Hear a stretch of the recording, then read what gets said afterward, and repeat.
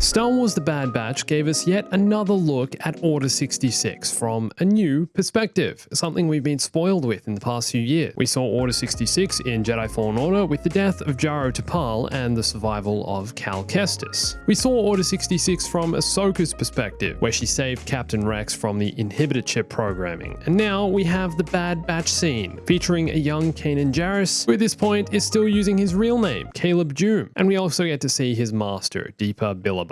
We also saw them make a cameo in Season 7 of The Clone Wars. Now, there's one detail about this particular Order 66 scene that you probably missed that changes Order 66 for these characters from a brutal, graphically violent scene to something a little more tame, yet still emotional. Let me explain. Hey everyone, it's Andrew. So what you might not know about this scene between Deepa Billaba and Caleb is that we've actually seen this before in Star Wars media. The Bad Batch actually just retconned their experience of Order 66 and the way Deepa Billaba dies. In the Marvel comic series Star Wars Kanan, released in 2015, we got to see how Deepa Billaba was killed by her own clone battalion and how Caleb escaped, much like what we saw in the Bad Batch premiere. But the new show actually changed a few key elements of this scene and how this happened that I honestly think make the scene less powerful than what it would have been if they'd followed the comic. What's so powerful about the comic is how it builds the Jedi's relationship with the clones before Order 66 is issued. We see friendship. Set 15 or so years before the events of Star Wars Rebels, we see the respect Caleb has for his master.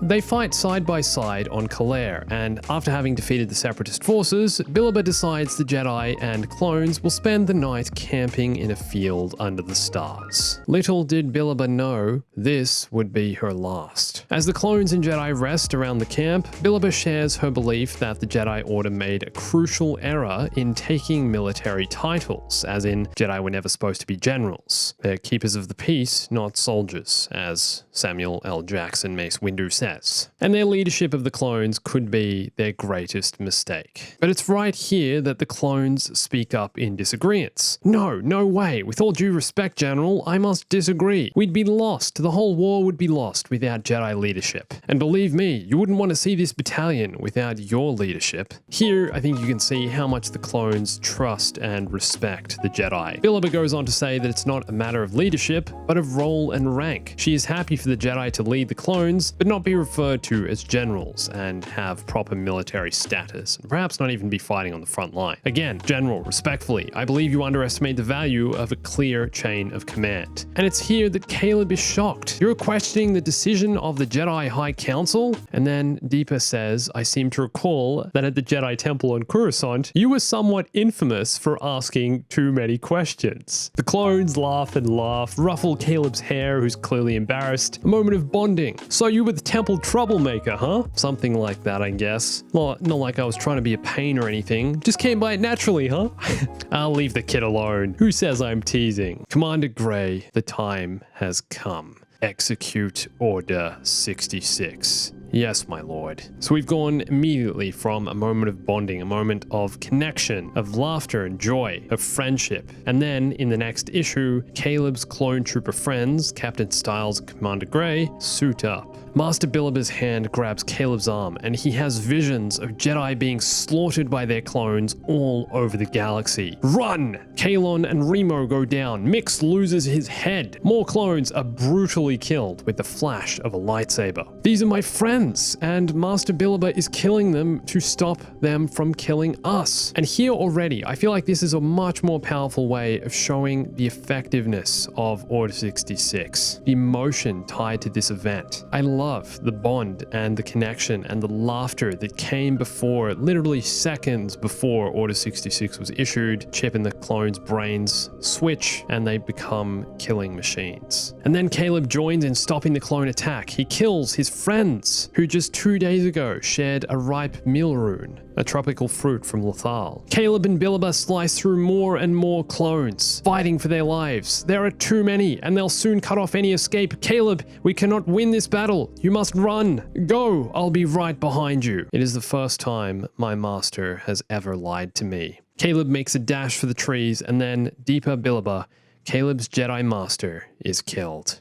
And Caleb escapes. He makes it to the city where he hides for days, and the series goes on. But you can probably tell this version of Order 66 for Caleb and Billaba is quite different to what we saw in the Bad Batch. In the Bad Batch, there was Clone Force 99. They were here. The Separatists hadn't yet been liberated from the planet. There's snow on the planet. The Jedi and clones were halfway through dealing with the droids. Instead of camping and resting for the night, the Jedi and clones were halfway through taking out several droids. And Caleb didn't get to fight any of the clones. He was off in the distance and tried to get back to his master and was only told to run just before Billaba was killed. And also, we don't actually see the death of Billaba, but rather just see her get hit a couple times and then scream as Caleb runs. So even though the result of this scene is the same, Billaba dies and Caleb goes on the run and changes his identity and becomes Kanan Jarrus, this scene in the Bad Batch has only taken a few small elements from the Kanan comic and retconned Kanan's experience of Order 66. And sure, even though this was a powerful moment, I honestly have to say it's the least powerful version of Order 66 we've had recently. Obviously, Revenge of the Sith is the most tear-jerking.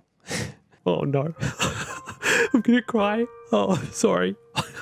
I need a second. But then I was impressed with Jedi Fallen Order. You really feel Cal had a connection with his master. You see the pain in his face, the desperate dash he makes to escape. The pacing of the mission is slow. You play through, and then Order 66 happens, and suddenly you're on the run. We have the same kind of emotion in the Clone Wars when we see Captain Rex, a character we've loved for so many years now, turn on Ahsoka. In the Bad Batch, personally, I wish this scene had stuck more to what happened in the comic. I wanted to see more bonding between the characters, between the clones and the Jedi. I wanted to see that they had a real connection, that they were such close friends, and then the betrayal. Also, another difference. In the Bad Batch, this here is Captain Grey, whereas in the comic, he's referred to as Commander Grey. So, not sure if that makes much of a difference, but there it is. But I think it's really interesting they've decided to change Kanan's character background like this. In an interview for the Bad Batch, some of the show's producers talked about how they wanted to show Order 66 again, and had to choose which Jedi's perspective we'd be seeing it from. And Kanan came up as the obvious answer for several reasons, because he's a prominent character in Star Wars Rebels, the timeline fits, and we'd never seen his experience of Order 66 on the screen, apart from, the comic, even though his experience is referred to in Star Wars Rebels. And of course, I guess Disney, had to tone down the violence for the Bad Batch version. Couldn't have clone trooper heads flying off left and right.